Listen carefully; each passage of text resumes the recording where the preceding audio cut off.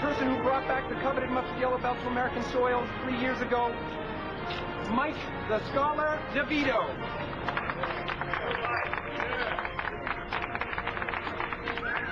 Weighing in at 217, former world champion, current American champion from Maspeth, Queens, at 6'7", 330 pounds, Ed the Animal Krachie.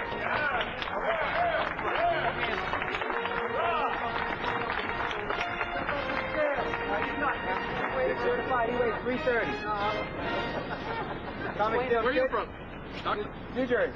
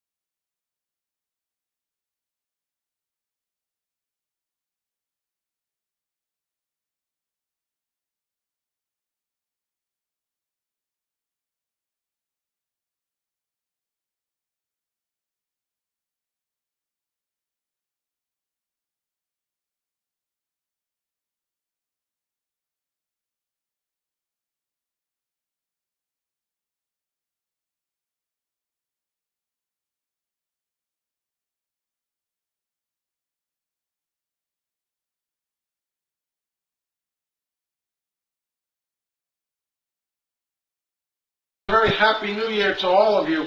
It's another edition of Beautiful Brian's Corner, and we have one action-packed hell of a show for you this afternoon.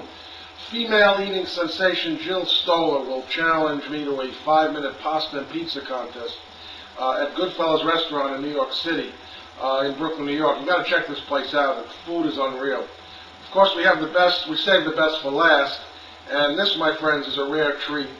Former Nathan's hot dog eating champs, hot dog eating legends, Ed the Animal Krachie and Mike the Scholar Devito will be calling into the show.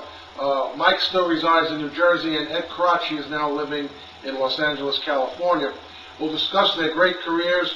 We're going to also talk about, the current status of competitive eating and how they changed the sport of competitive eating. Before we get started, just a few things. We all realize there's been a huge gap in IFOC contests. There hasn't been anything since October. And, just chill out, man. The contests are going to be coming. I've been hearing stuff like, well, what am I going to do? There's no contest. I mean, grow up, morons, really. Just listen to yourself. You mean to tell me that you wait for a fucking IFOC contest and starve yourself in the interim? I mean, what do they have supermarkets, buffets, and eating establishments for? I mean, that's to eat, right? Spend some money. Buy some food. What a bunch of freeloading cheap fucks. You wait all year for an eating contest, and then you starve yourself to death. By that token, you might as well just die. I mean, it's crazy. Anyhow, on to the show. The big news is that, and this is big news, Juliet Lee has left her husband Joey after several years of marriage to marry James Gandolfini of The Sopranos. And, he played Tony Soprano in that famous show, on the Mafia show.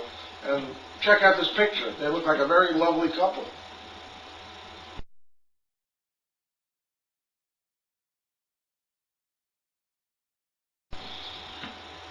Okay, everybody wants to know about Dale Boone and his whereabouts. Is he dead?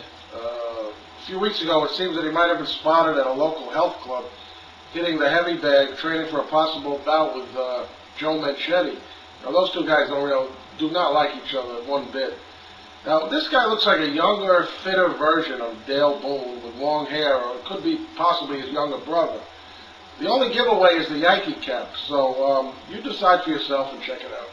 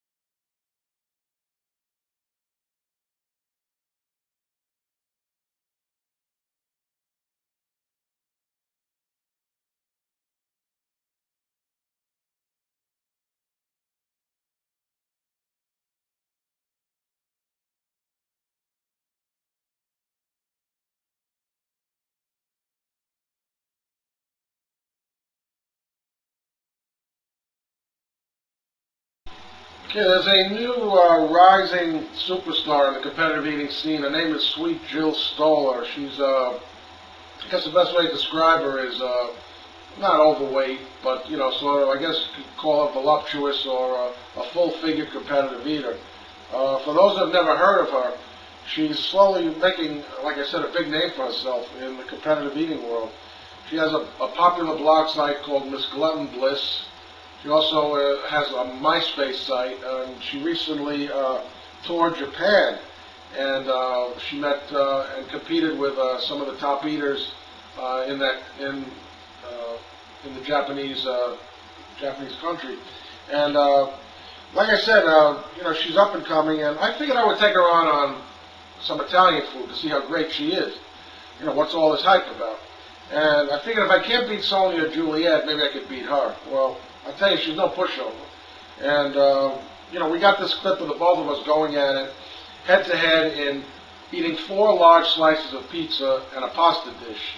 Now, this was supposed to be a 5-minute event, but apparently the record button jammed on me while I was recording Jill, and 30 seconds, the first 30 seconds is missing, but the full 5 minutes is in. Unfortunately, I didn't get the same blessing as when Jill started recording my segment. The first 4 minutes are there, but the last, excuse me, I was supposed to get 5 minutes, but she stopped the clock at 4 minutes. So I was gypped out of a minute. Now, this is probably not Jill's fault. I don't have a timer in front of me, and she's looking at the clock, and she's nervous, and she probably thought, it ended at 5 minutes when it was really 4 minutes. But you judge for yourself when you watch the video. And like I said, I was shortchanged, but she didn't do it to sabotage me. Right, Jill? Anyway, you might get really hungry after viewing this, but I just want to mention that I did not do this. We did not conduct this exhibition to mock the IFOC or to step on anyone's toes. We just did it for fun. There was EMT in the back of the restaurant. They work in certain quarters of the personnel office on the 3rd floor of GOODFELLAS. And if anything did happen, I'm sure that something would have been easily taken care of, as far as health issues. So I'm not going to do this again. It was just for the show and for entertainment purposes, and we had some fun. So hope you enjoy, and you're going to get real hungry after viewing this because it's a lot of good food. Check it out. Okay, eating fans, we're here at GOODFELLAS, the top-of-the-line Italian restaurant here in Bay Ridge, Brooklyn. I'm here with, should I call you Sexy Jill Stoller or Sweet Jill? You could call me whatever you like. She's so nice. Jill is an up-and-coming competitive eater, and Jill, just returned from Japan, right? I heard you had a really super time meeting some of the great Japanese eaters and eating and mingling with some of the press, and just give us a little idea of a little recap of Japan itself. It was a lot of fun. I was there with some other great eaters. We were competing against some of the best Japanese eaters. It was incredible. The giant Shirota was there, and it was a lot of fun. We didn't do so well, but it was a lot of fun. Okay, Jill and I are going to take part in a very first. This is a precedent in competitive eating. Pasta and pizza. We're going to eat pasta and pizza at the same time. It's going to be 5 minutes. Jill's going to go first, because ladies go first, and then I'm going to go second, and we're going to see who finishes the most in 5 minutes. You think you could do it? You think you could kick my ass, Jill? I don't know. You're very good. I know you're very good. I'm going to try. I'm an old man. You're half my age. By the way, we have EMT in the back room. Dale Boone is in the bathroom right now. If by any chance we need Dale, he's going to give Jill mouth-to-mouth resuscitation. You'll probably end up making out with her instead of the mouth-to-mouth, and he'll let me choke to death on the floor. So it's good and it's bad. So that's. What's his rumor? Are you having sex with Dale Boone? No, I'm not. No, I'm not. He is not your boyfriend, or you have no physical relationship with him at all? Not anymore. Oh, you did at one time. No comment, right? No comment. No comment. Okay. We also want the people on Eat Feats and the public to know Jill and I are not boyfriend and girlfriend. We're friends, and it's an honor to be in the same presence with her. So don't get any ideas. Anyway, we'll be back. We're gonna get it on with some pasta and pizza, right, Jill? That's right. That's right. My girl. All right.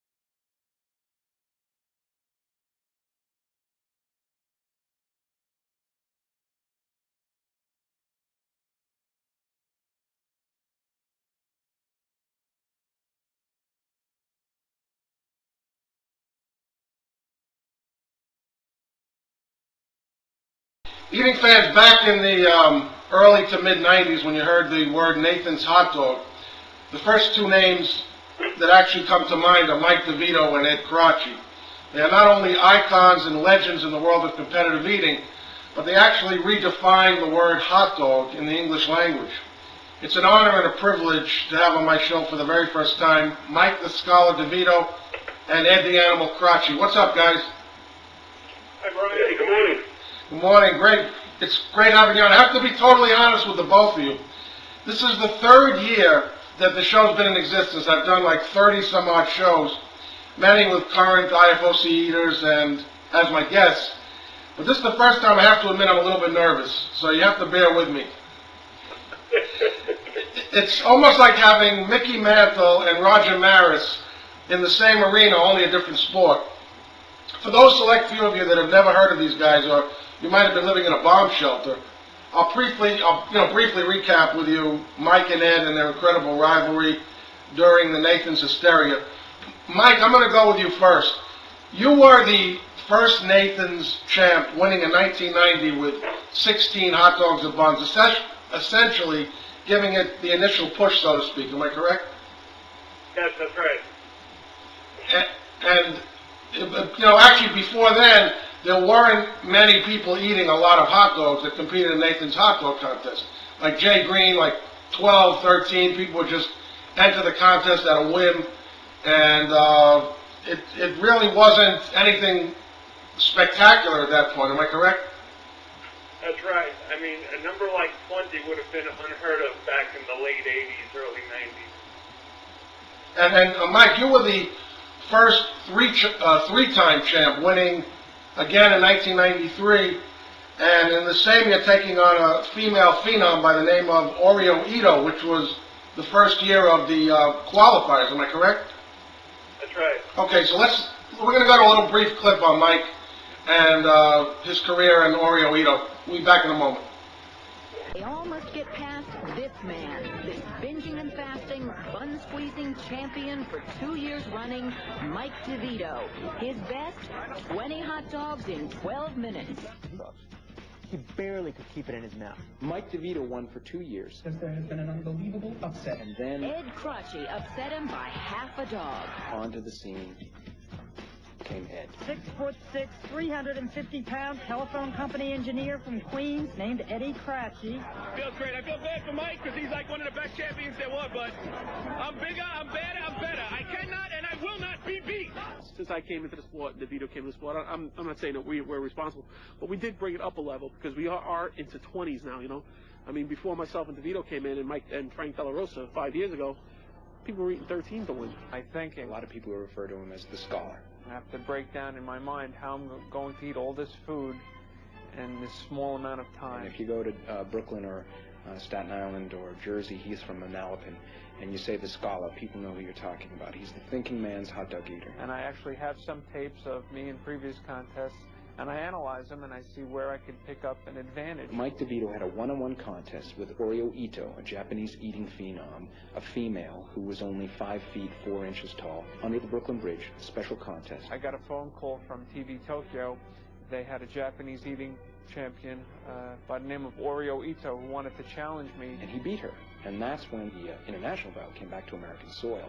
And it was a great day. We were very fortunate, once again, because that electrified the country, and it showed them what was possible. Mike DeVito's day has come and gone. I can't throw a football 60 yards, and I can't hit a baseball 400 yards, but, you know, I can eat 20 hot dogs in 12 minutes. That I know. He essentially showed people that when you're a hot dog eater, you are not a big goon stuffing hot dogs in your mouth. He'll be around the sport for a long time. I really believe that, you know, we can't afford not to have a DeVito in the sport. Okay, now this is 1994.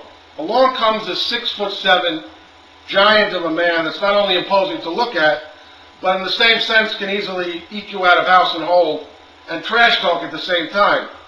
Now, Mike, you weren't about to let this new kid on the block walk on stage and take your title on the first shot, am I correct? That's right. And I wouldn't say it was so much trash talking. I think Ed was new to the scene, and it was probably a little more respect that he came onto this just winning a White Castle contest somewhere, and he felt that, you know, he could take this hot dog contest as well. Okay, now Ed, you have an interesting story regarding this, your first contest. As far as the, you didn't realize you were able to dunk. Am I correct on that?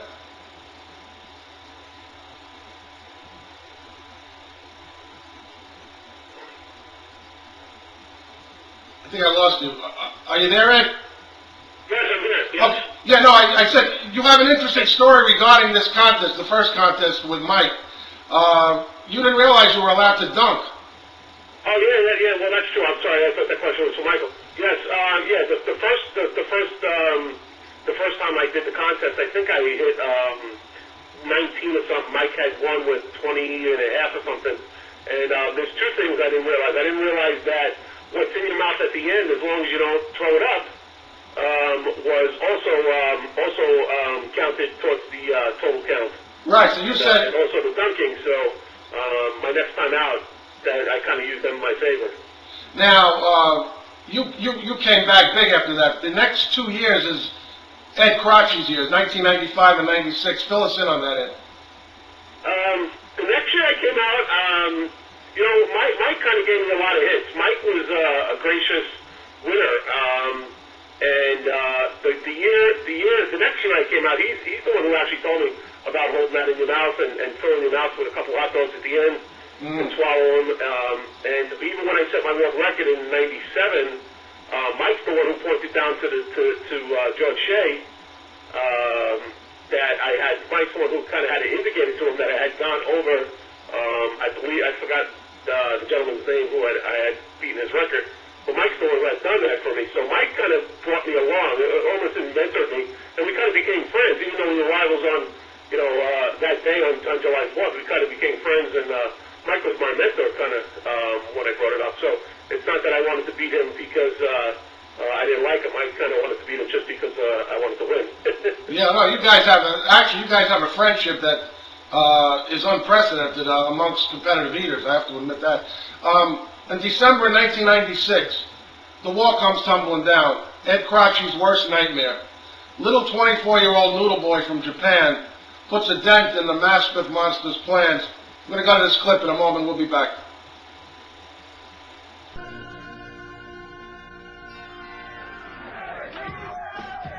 The World Cup of Wieners, Ed Krachie from Queens, New York, was the reigning world champ of hot dog eating. At 320 pounds, he was expected to demolish his 144-pound opponent, Japanese eating champ Hirofumi Nakajima. Krachie was cocky, poking fun at his Japanese opponent, and though Krachie took an early lead, Nakajima soon began eating into it. Krachie remained cocky even when the tide turned, but turn it did. Hirofumi Nakajima with the new world record of 23 1/4. Beat this big guy, 6'7", from over here, Mastiff, and I couldn't believe it. I was in shock. Biggest upset since Tyson Holyfield. It was a matter of a quarter of a hot dog. That's the difference. One little quarter of a hot dog makes the difference. Saw himself have a personal best day on December 8th and still lose. So this is not just revenge.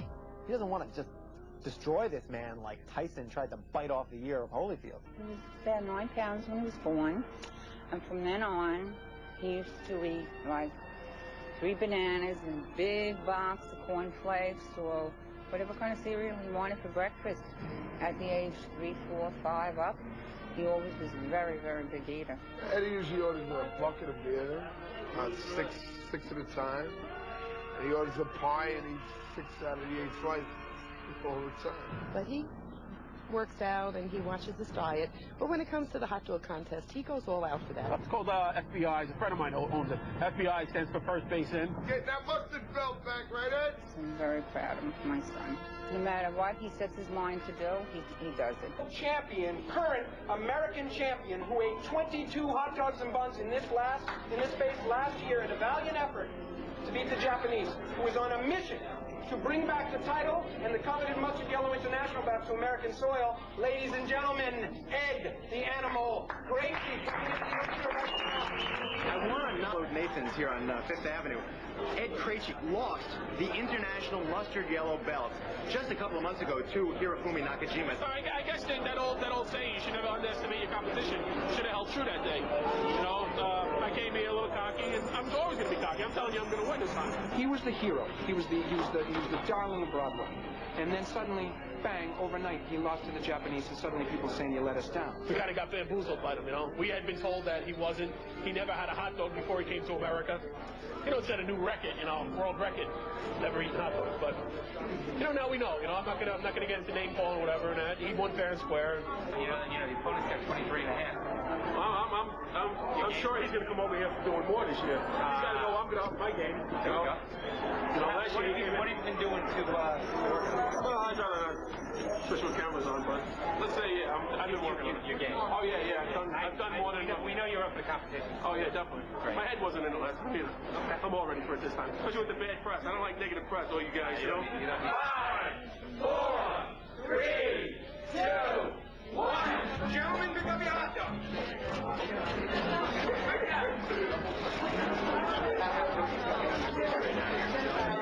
He's almost on your second plate.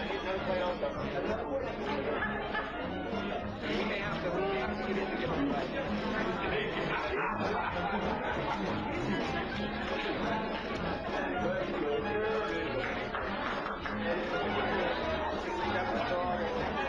We need this all the way down at the end of the table. 6.5 hot dog right now. You see the hot dog all the way down there? He has just finished his set. Hot dog is literally, ladies and gentlemen, 4 minutes record. And the other competitors are standing around watching this dog. Get another plate for Chris.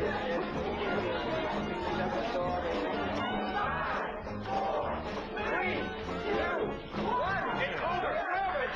Down your hot dog. Ladies and gentlemen, our reigning world champion, a man who needs no introduction, a man who is known all over New York City.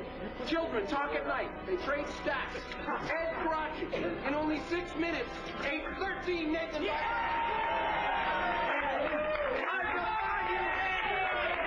defy you to show me anybody who can beat this man. We will win in July 4 on 20. Ed, it's common knowledge that these little Asian phenoms have been a thorn up the American champ's ass for the last 10 years, starting with Nakajima, Kobayashi, Sonia Thomas, giving Ed Jarvis all kinds of nightmares. Tell us about Nakajima. Did this guy intimidate you in any way? Did all this Japanese media hype before the big show in Coney sort of throw you off, so to speak? No, it didn't in the beginning. It didn't. You know, I think I even made a comment to the Daily News, the New York Daily News reporter, who was there across the street from me, the Empire State Building that day, to give me a copy of her Daily News because I thought it was going to get boring. Little we know that this guy, you know, we had heard that he had not ever eaten a hot dog in his life, and little we know that that was just a way of kind of playing with us, sort of psyching us out, I guess, that day. So no, not at that point, no. At that point, we had no idea, and neither did I. I thought it was going to be, I was going to walk in there, I saw this little gentleman, and before that, even though Mike's not a huge man, most of the competitive eaters had been big, and that was the general thought that most of the people who could eat these kind of numbers were huge. And along came the Japanese, and a gentleman named Hirofumi Nakajima that was 1/3 my size. Oh yeah, that kind of changed things. Absolutely, Mike. This question is directed towards you. The 1997 showdown with Ed and Nakajima was billed as the Krachie Nakajima show. Did you feel hurt that some or most of the spotlight was redirected towards two different superstars and not you per se? Or did you think you had a shot at beating the both of them at this point in the 97 contest? Well, actually not, because the way history went, you know, I had my time in the early 90s. I kicked off the whole international scene by drawing first blood, beating Oreo Ito in the first international Japanese versus USA hot dog contest. Came back and did win in '94. I feel like I passed the torch to Ed in 95 and 96. And when it came down to Krachie Nakajima, because I did go up to support Ed in that initial contest in December, I felt it was my obligation to support Ed. So in no way did I feel it was something that I was out of the spotlight, but I felt I needed to be there to support Ed to bring the colored belt back to the U.S. Okay, it's quite obvious, though, that until you guys came along, the Nathan's Hot Dog Contest was basically, didn't get much press, didn't get very much media attention, until you heard the names Frank De La Rosa, Ed Krachie, Mike Devito. I mean, you can't get any more blue-collar than that. And I remember back in '91, there was like 15 seconds on the news about the contest, and that was it.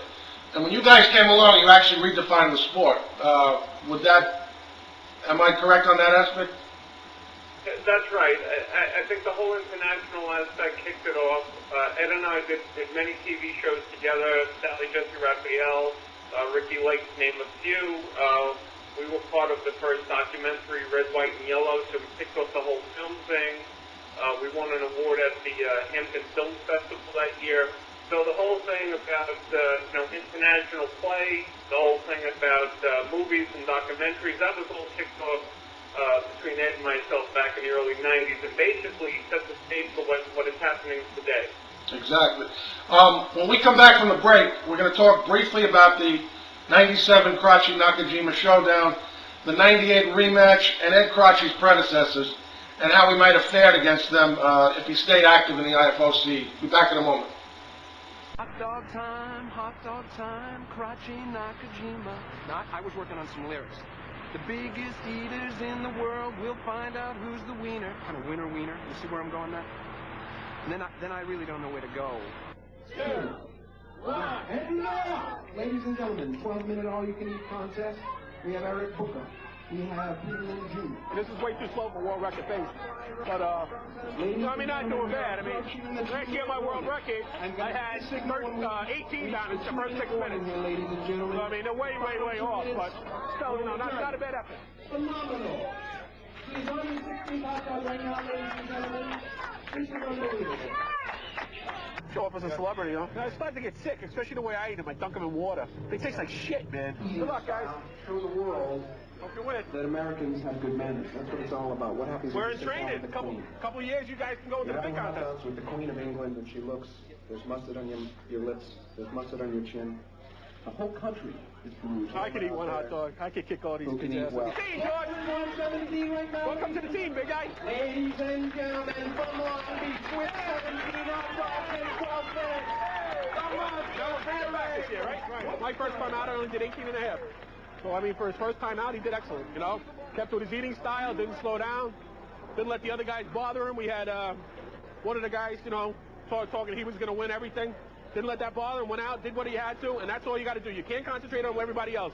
You got to go out there, you got to know that you can do it, and put everything else out of your head and just go and eat hot. George, as you know, we're waiting. It's afternoon, and Krachie has not shown up. Now, you said the other day that he was very upset at the fact that he would not be announced last, as is the purview of the champion. Obviously, Nakajima being the champion needs to be announced last. Is this some sort of effort to stall this proceeding by Krachie, you think? I'll tell you this. I hope that he's trying to freeze out the Japanese, because otherwise it's an ungracious prima donna kind of move. And I think he's annoying, and I think he's getting too big for his britches. If this is the kind of respect he shows to competition, and we're running an event here, a professional event, you better be on time tomorrow, because it's going to go off at 12 noon. Stop there?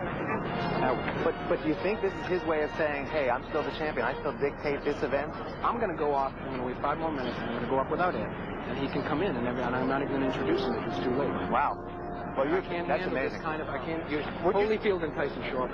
They show up on time for the company. Would you say this is an unprecedented display by a former champion? I mean, Mike Devito never did anything like this. Frank De La Rosa, of course. Unprofessional, ungracious, and annoying. I had a meeting that I had to fucking reschedule 16 times. George Shay's calling me. I'm in a fucking meeting with the executive vice president. I shut my phone off. He's going, hey, you gotta get... I said, what am I supposed to tell my executive vice president I gotta go eat fucking hot dogs on TV? Come on, man. I'm fucking showing up for all these things. I was, 10, 15 minutes late, and I'm sorry, but, I understand the media's here, but you know what? George doesn't realize. George is the Nathan's guy. Has to have everything for Nathan. You know, he's getting paid. Nathan's getting free publicity. I still got to like, you know, in a week from now, this is going to be my job. You know, I ain't going to get paid from Nathan's anymore to make appearances. I ain't going to be doing this. Nathan's wants to give me $100 grand. I'll quit my job and fucking show up at press conferences all day long and eat hot dogs. Okay, Jesus. Ed, what the hell was his problem? If you don't show up on time, he won't even announce you? Was this heated moment staged, or is this reality TV ahead of its time? It was reality TV, unfortunately ahead of its time. You know, George Shea, I always said that if I had something to promote, I would hire George Shea in a second. He is the consummate promoter, and he is truly, along with myself and Mike and a few other guys, I mean, the reason that Nathan's Hot Dog Contest is where it is today. But he is a tireless promoter for this thing, and obviously our folks came out of that, and they built it to this huge juggernaut almost. I mean, it's literally way above what anyone would have thought. But, you know, George Shea doesn't understand that hot dog eating wasn't my, as you said, bread and butter. Hot dog is not what eating hot dogs is not what I did for a living. And I was actually in a meeting with my vice president that day, and at the time I had worked for Verizon in New York, and I'm getting these every 15 minutes. I'm saying, I can't get this, please. I'll be there as soon as I can.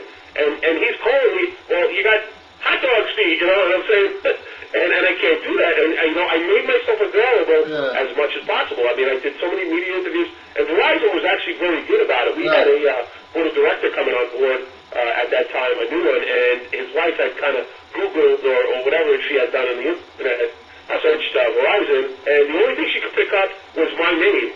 So when he arrived, the board of directors actually had met, and they called me up to the meeting just to meet me. Right. I felt honored, and they had done everything. They said, listen, Ed, it's great, you know, if you want to Verizon the ad or something during the contest, we'll even be more honored, but you can get as much time or whatever you need. You know, they allowed me to fly out to do the Jay Leno show and the whole thing, whatever I wanted, but I still had to work, and I don't think George understood that. You know, I wasn't playing the big star. I wasn't playing the arrogant person, and thinking, hey, listen, I'm Nick Krachie, you're going to wait for me, and you know, I'm going to show up fashionably late. It had nothing to do with that. It had to do that I had another job to do, and I always told George, give me a couple $100 grand a year. I swear to God, I'll quit my other job and I'll come work for you. You know? Oh, absolutely. But that never happened, so I still had to work. It's my personal job. I'll tell you one thing about the Shays and the IFOC brass. If they want you for something, they'll hunt every area of the earth to find you. I mean, if you're in China, if you're in Beirut, and you know what? There's no one more to count on, you know, and to say that it truly was George's vision, and then later on Rich's, when Rich came aboard Shea Communications, it was their vision to make this thing into what it is today. But I just couldn't be available. There are some other guys, even today, some of the new guys, you know, they're real estate agents and stuff like that. They can get away. Me, I have a job where I go in at 7, 8 in the morning, and I don't get out till 6, 7 at night. That I just can't be away from very often. So exactly. Mike, is that the same situation with you, where your schedule is hectic enough to say, hey, you know, I just don't have time for IFOC? Yeah, it's not something I can, you know, really commit to on a daily basis. 4th of July, I do show up there every year. I help out Charles with the judging, give a little spiel on the whole, you know, being the director of philanthropy. You do a great job on it. Harvest, which takes up minimal time. But like Ed, you know, I'm in Manhattan every morning by 6:30, and I don't get home till 8 o'clock at night. It's very difficult to dedicate time, and even on the weekends, I have a family. I have 3 kids, a wife, and it's just don't have time. Now, Ed, when you lost to Nakajima in '97, when he ate 24.5, this made front headlines in the New York Post. I remember that vividly. There was a picture of a dejected Ed Krachie walking away in disgust, and George Shea is like right behind you. It almost looked like Ivan Drago in Rocky IV, where, you know, his Russian trainer is right behind him, and like you have a look on your face like, I don't need this now. and it's almost like George is begging you to come back, and you're like, don't bother me, I'm as pissed as shit. Was that, am I correct on that evaluation?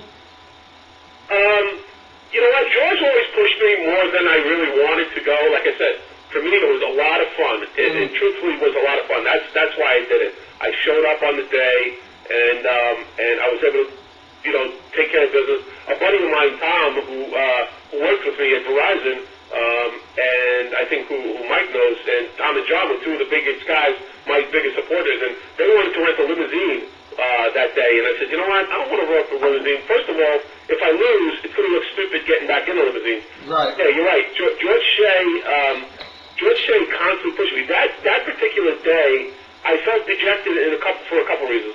One, because I was totally snookered in a way. I totally thought, you know, the Japanese TV had called me and asked me to keep it quiet. And out of loyalty to George and to even Gersh Kuntzman, who was a tireless supporter at that time from the New York Post, I called both of them and I said, listen, the Japanese TV had called me from TV Tokyo asking me, they wanted to do some small little contest in Central Park originally. Really? And George Shea got involved, yes. I mean, it was supposed to be no media from the U.S. And it was going to be me and them, and they had offered $2,500 or whatever they had offered me to eat, win or lose, and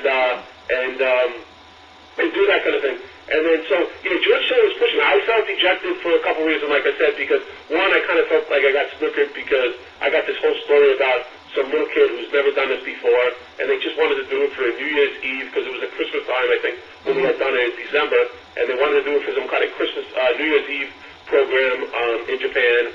And so I felt that way. I said, you know what, I'm a pretty straightforward guy. I'm not, you know, I wasn't into the strategy thing and the whole thing. You know what, let's come out here, let's just lay our cards on the table. Everybody knew I was a big, loud, boisterous New Yorker, although I'm a very friendly guy. You know, what you see was what you get, and I was kind of pissed that day because I was led to believe that this guy wouldn't be able to do that. And then George is on top of me, Ed, we got to rematch right away.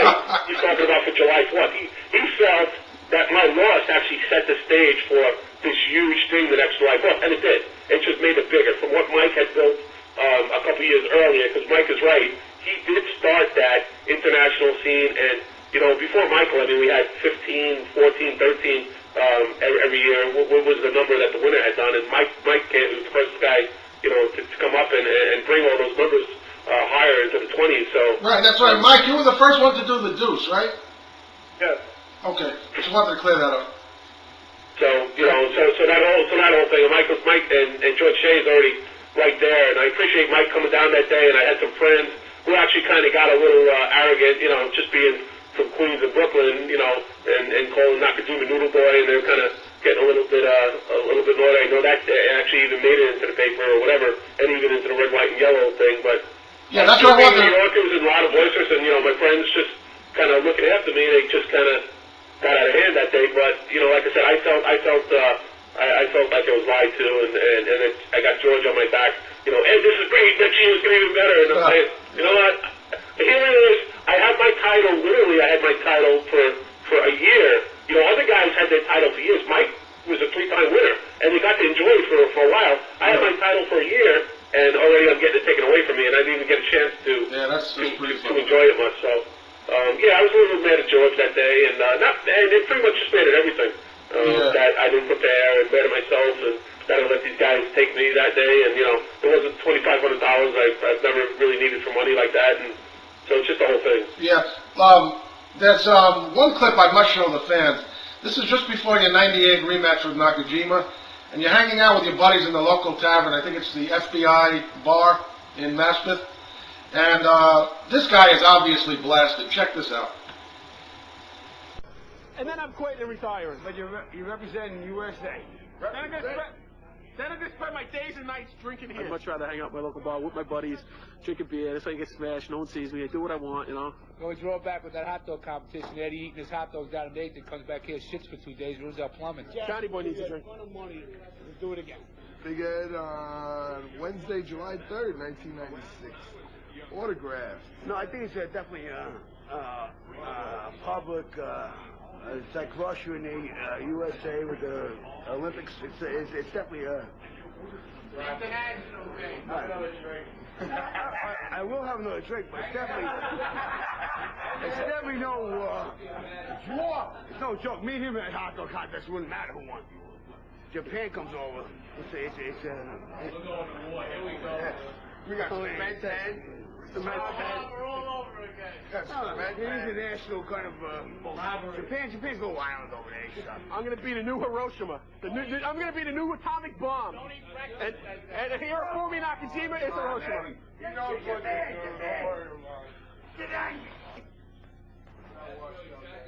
They can put us down all they want. We rebuilt that guy. They can put us down all they want, but it doesn't matter, man. We got our subway system. I'll let my eating do the talking for me. Show them the guns. Man, everybody knows this place. You guys are right there, master of disaster. Kiss my ass, Japan. How many sushis can you eat? How many sushis can you eat? How many what? Sushi. What's a sushi? Bullshit with seaweed. Seaweed. Oh, I just love that. What's a sushi? Now, is that a good buddy of yours, or that's just one of the guys that hangs out there, right? He's not a great, he's a friend, he's one of those guys that every year does the trip to the Kentucky Derby with us, and, he's a guy that hangs out at the bar. He's not a real close friend, but, right. He's one of the guys that hangs out down there. Well, he was a true riot. That was without question. Now, Ed, it's 1998. You lose again to the same pain in the ass, and you just want to take this little maggot and throw him into the river. I mean, it doesn't take a brain surgeon to figure this out. This little delivery boy is actually fucking up your shit. Losing 3 times in a row to the Japs is devastating, and this leads to an Ed Krachie retirement. And Mike, you were still somewhat active, and you won a Nathan's qualifier in 2000 at the Meadowlands in Jersey to reel in the Millennium. And as a gesture of good faith and camaraderie, you relinquished that spot in the finals and give it to Ed. Now you have a new Japanese phenom to worry about. This guy, the Rabbit Arai. And Ed, this was not one of your better outings when you competed in that 2000 contest, right? I think you ate like 15 and then you retired again. I don't remember it specifically that day. I do remember coming in, and I do remember telling myself that, it all got way too crazy for me, and I realized that I was never going to be able to compete with these guys at that point, nor did I want to at that point.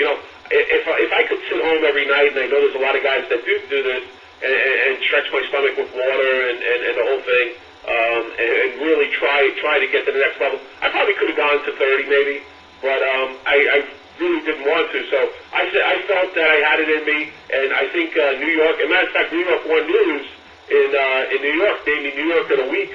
1 week, just because I came back, and they said it's not the fact, and I lost, and it's not the fact that I lost, it was the fact that I defended New York's honor, and everybody kind of got behind me. And even when I went on Jay Leno, I had already lost to Nakajima, I think, for the second time. So, I felt I had it. I was America's best hope at that point to defend the title, but after that, I just kind of said, you know what, I didn't retire because I was backing out or because I was afraid. I just said, you know what, I realized I can't compete with these guys. They're a lot younger than me. I was in my 30s, my upper 30s at that point, and I just said, you know what, these guys are in their 20s, and they're actually practicing, and as we know even now today, I think at that time here from Nakajima, they had put in Sports Illustrated that he had made $125,000 or $150,000 that year just doing contests, and that's all he was doing. So I wasn't ready to relinquish my career as an engineer to hot dog eating at that point. So I just said, you know what, I'm going to retire. I'm going to be one of the older statesmen of the sport. I will show up on 4th of July. Eventually my company transferred me to Florida and now out in Los Angeles. But, I'll just show up and I'll support the guys and retire with dignity. I didn't want to be a guy like Muhammad Ali coming back 3 times and losing and being remembered for the losses rather than the wins. So. Absolutely. Now, the following year, 2001, you win a Florida qualifier with a very impressive 20, and then you're sort of coerced out of retirement again by George Shea. He feels that you have an outstanding shot at bringing back the mustard-colored yellow belt to the U.S. soil. There's only one problem, though. You have another hurdle to overcome. You got a new breed of eaters caving in on you. A new eating organization run by the Shays called the IFOCE. And you got guys like Don Lerman, Ed Jarvis, Joe LaRue, Oleg Zornitsky, Badlands Booker, and Charles Hardy. We're going to go to a clip, and we'll be back in a moment. It is the morning of the big event. The tension is mounting. He can get 24 and a half hot dogs down in 12 minutes. Back home, the competitors are mentally preparing for the biggest dogfight of their lives.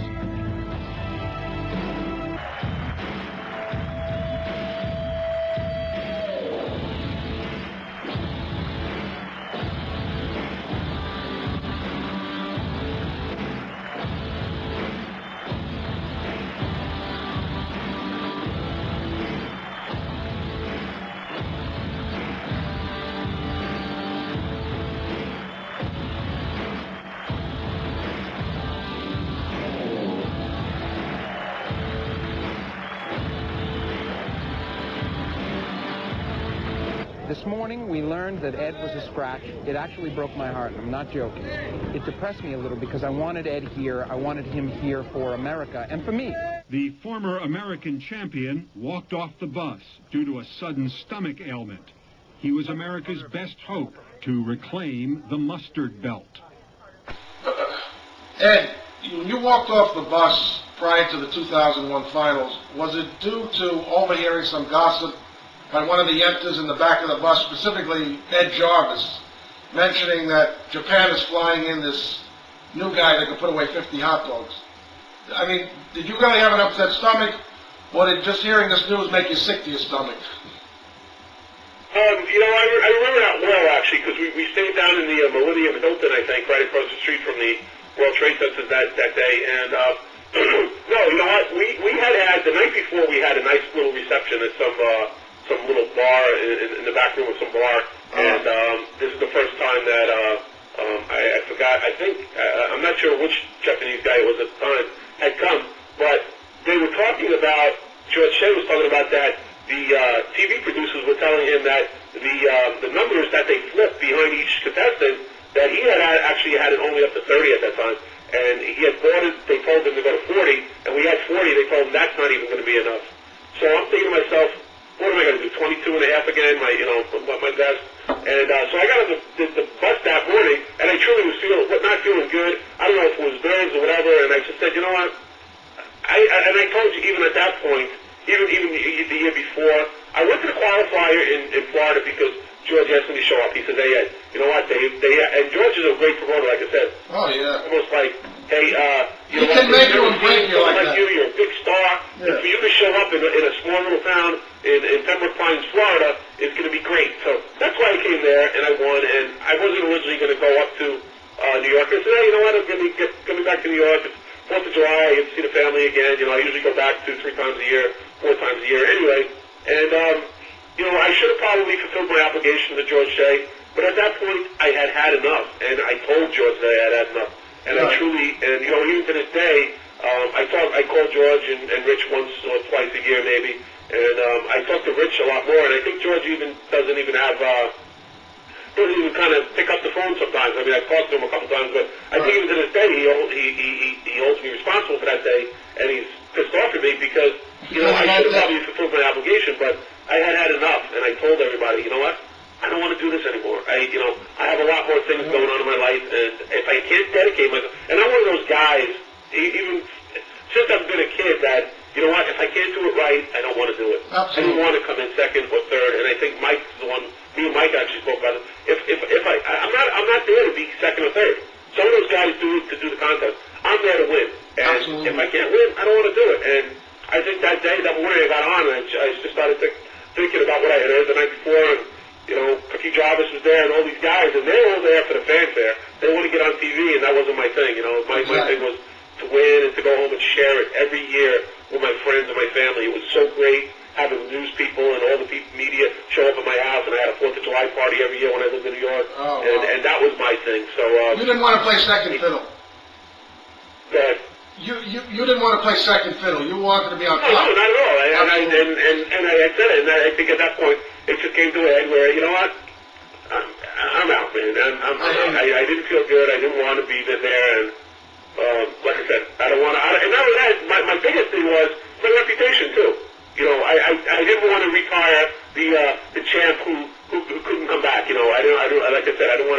be known for the guy who was eating fifth place, sixth place, seventh place. At the time, the Japanese had 3 guys, I think, in the competition, and there were times when they were posting 1, 2, and 3, and I was coming to 4 or 5, and you know, and it's not my thing, man.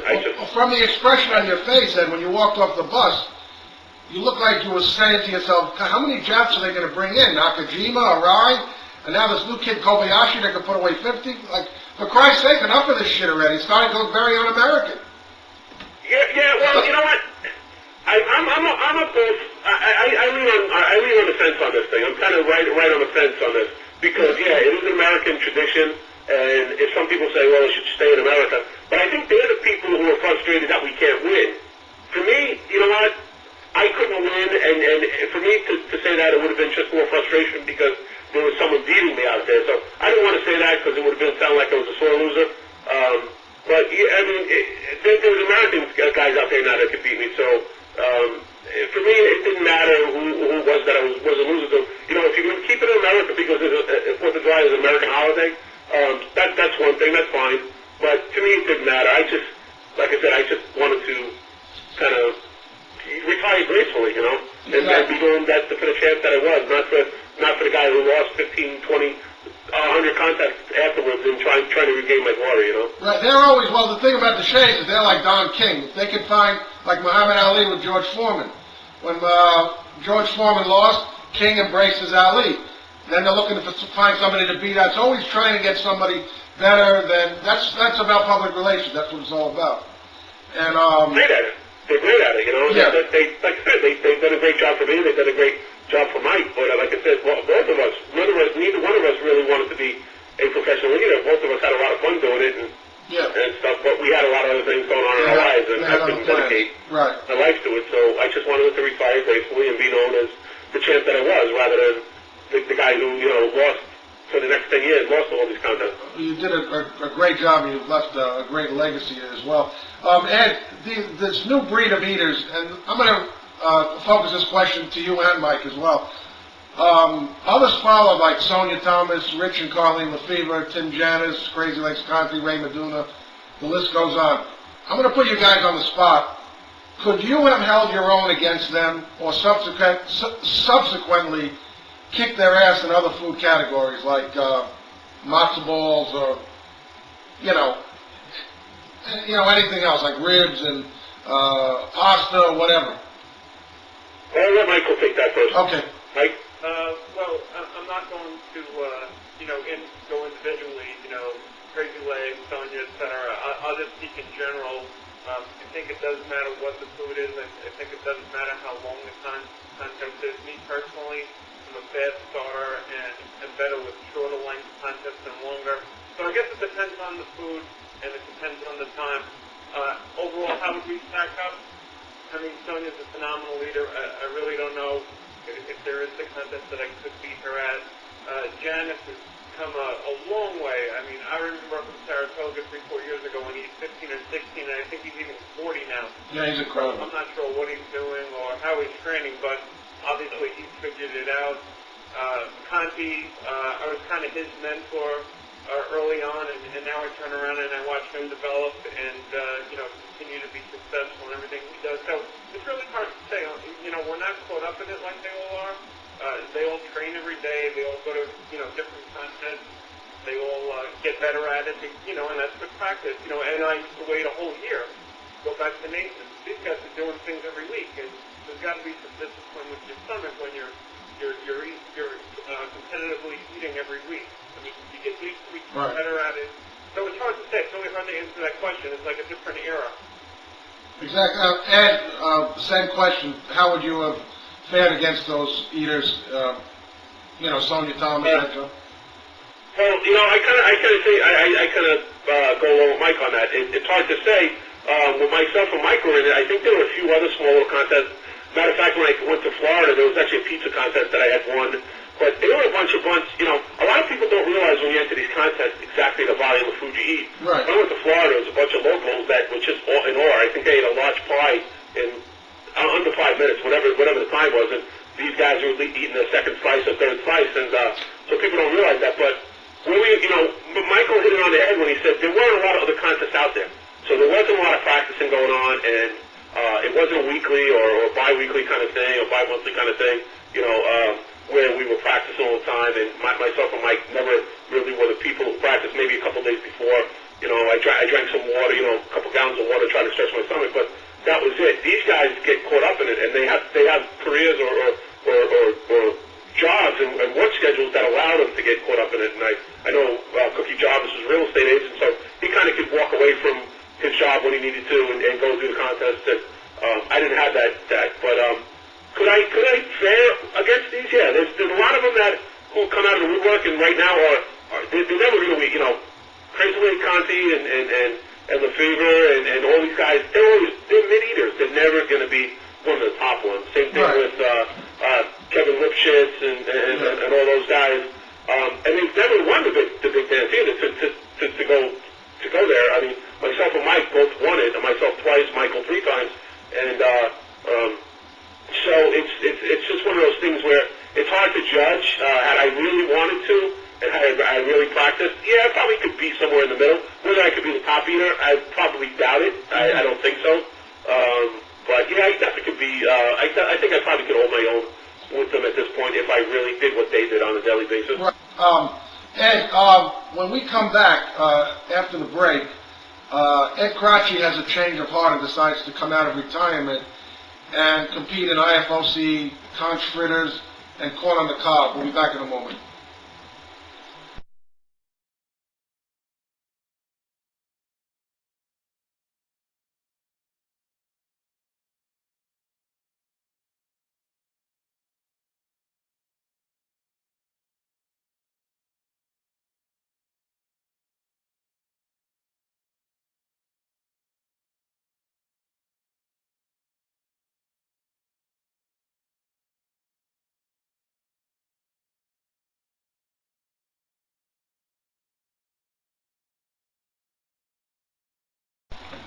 Okay, Eddie fans, we're back. That was a nice job, Ed, going up against the man you passed the torch to, or maybe I should better put it as the IFOC passed the torch to, so to speak.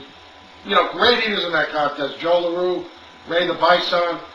I think you held your own after being on the shelf for a few years. You dusted off the rust nicely. And how do you feel against competing against Jarvis and some of those other guys? Oh, you know, it was great. It was a lot of fun. I mean, I always enjoyed doing it. I didn't want to do it. Like I said, the year before, I had showed up just as kind of a judge and just kind of supported. And I really supported George. You know, when myself, Mike, Gersh Kunstman, and the Shays sat down to form my IFOS back in the steakhouse back in, geez, I forgot what year it was. And they said they wanted to form IFOS. And I was actually made the vice president of competitive eating, and Mike was made the commissioner.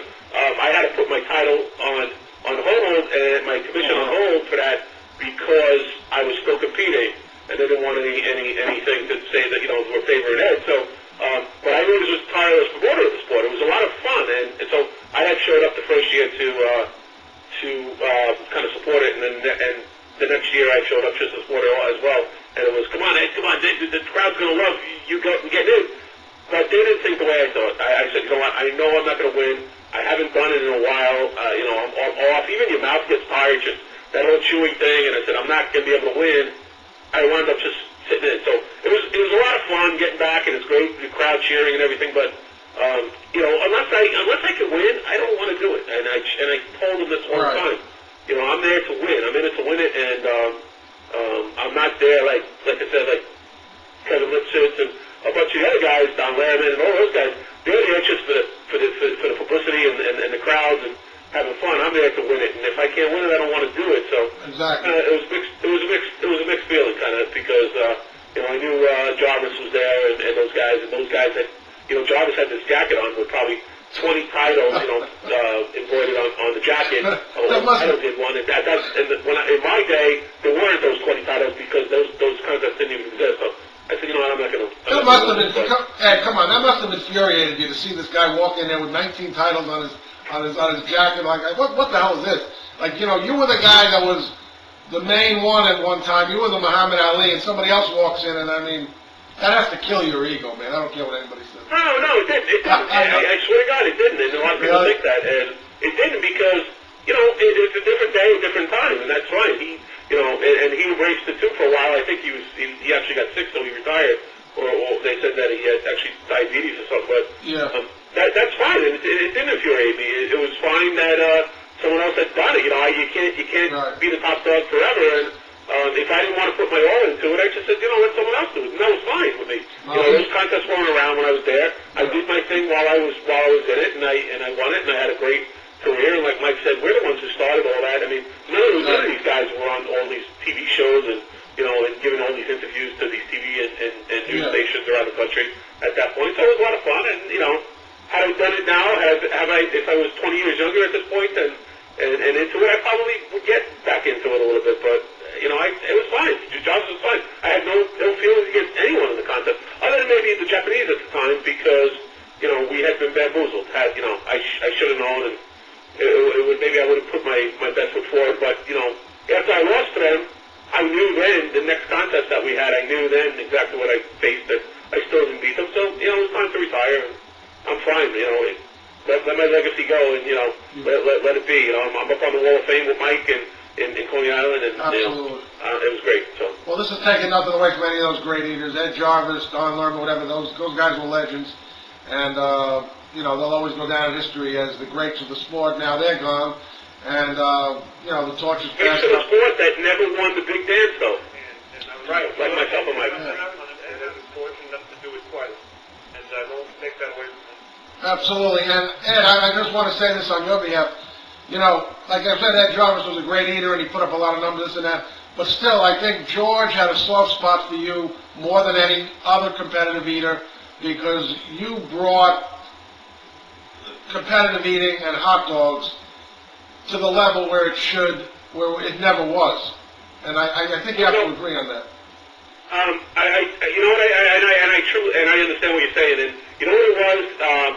I have one thing that Mike doesn't have, and that's a big mouth. And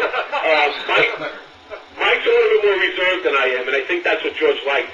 Well, that's what makes it because I'm out there and I was trash talking. I'm a typical New Yorker, and so that was all not cockiness, but just having some fun with the thing.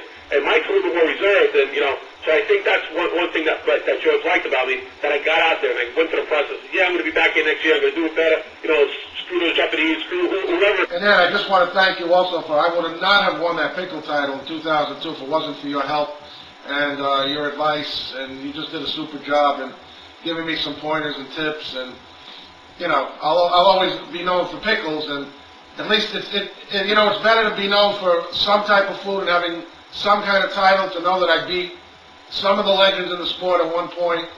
And I guess that's how you get your talk show, right? You have to win. You have to have won something in the past. I always said that.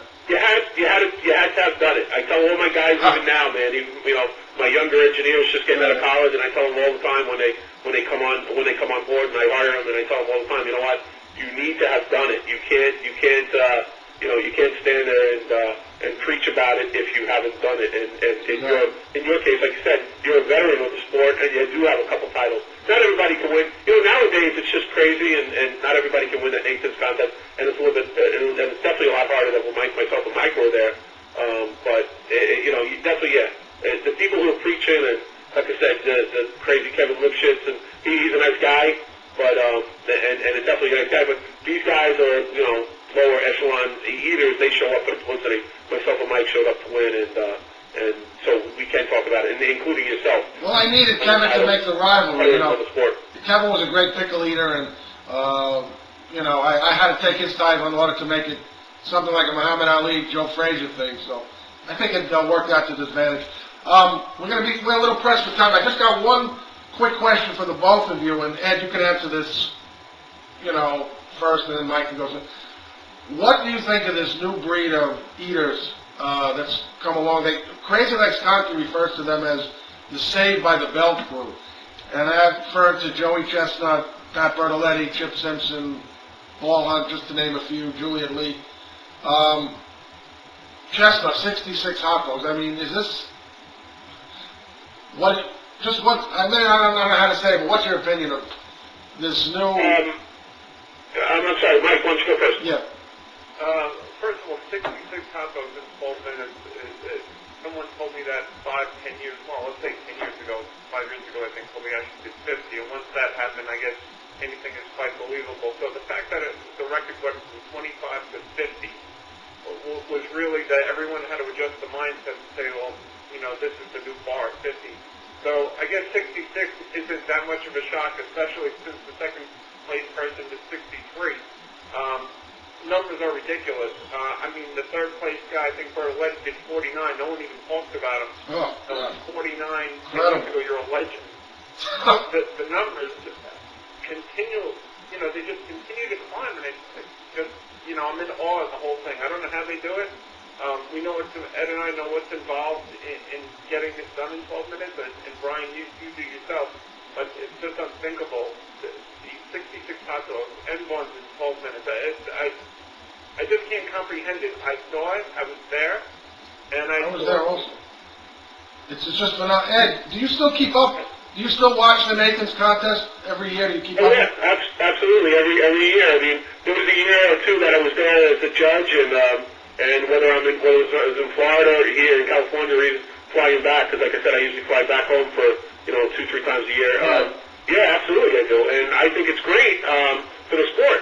I wish sometimes that maybe I had still been in it, but like I said, I did it way back when. I'm not going to be able to compete. I'm 44 at this point, and I'm not going to be able to compete with these guys. But I think it's great. It's unheard of. Mike made it right on the head when he said that we thought about this years ago. We wouldn't even laughed at 50. We thought 30 was like the magic number, and but did we think that this is ever going to happen? No, not at all. And it's great for the sport, and it's great to see what the next number is going to be, and it's great that the title's back in America. Right. Do you think, Mike, and I've asked this question to several years, and it's not that I'm trying to bark up the wrong tree or trying to start trouble, but do you think performance-enhancing drugs are involved in something like this, or are they just doing good, clean training, water training? And when I heard about Joey Chestnut, he trains with 2 or 3 gallons of water per day. I think it's unheard of that the human body can ingest that much liquid without drowning their internal organs, but what's your take on that? Let me clear that real quick. I think, I don't think there was, I had a doctor call me after Nakajima won, and I have a friend that's a doctor also, and they kept on saying, you know what, he probably took some drugs to relax his stomach muscles so he wouldn't regurgitate. I had other people, I had my friend John, who was one of my tireless supporters, my friend John and Tommy, who were at every contest I ever did, kind of calling out what the other people were doing so I didn't have to watch them. And he'd actually seen a wire on Nakajima, and it was actually the microphone wire coming up from the battery pack on his belt. Yeah. And they thought there was something. So, yeah, I mean, I don't know. I truly think that it's just natural. Well, without question, the both of you have transpired this sport and made it what it is today. And I'm sure that many of the younger readers, and I'll tell you one thing, a lot of them have said they're snotty, and some of them are, don't have respect, but I think a lot of them do have respect, and they know exactly, and they do a lot of reading, and they read up on the great legends of the past, and you guys set the stage for what the sport is actually all about right now. And I want to thank the both of you for being on this show and sharing some of your ideas. Mike, Ed, it's been great. It's been a pleasure. Thanks, Brian. Have a great 2008. Yeah, and Ed, hopefully we'll be seeing you on the circuit, maybe as a commentator, or just stopping by and saying hello, and maybe you'll be judging every now and then. We don't want to lose you. No, absolutely, and I love, and when I can get there, I do. It happened this year. I was really actually planning on coming up for the 4th of July and actually going to Coney Island, because I hadn't been there for a few years for the job. But I had a wedding in June that I was in New York for. Right. And I just couldn't get back out. I mean, the middle of June, and I just couldn't fly all the way back out to Los Angeles and then back to New York at that time. So, but yeah, absolutely. And whatever I can do for the sport, I still love it. I love to show up and see the crowds and see Mike and George and Rich and all the boys and yourself, Brian, and all the eaters, and just see how it transpired. So yeah, absolutely. I will be a tireless supporter of this till the day they put me in a pine box. Well, let's hope that doesn't happen for many years to come. Ed, Mike, it was a pleasure again to have you, and thanks a lot. Thanks a million, and we'll be back in a flash.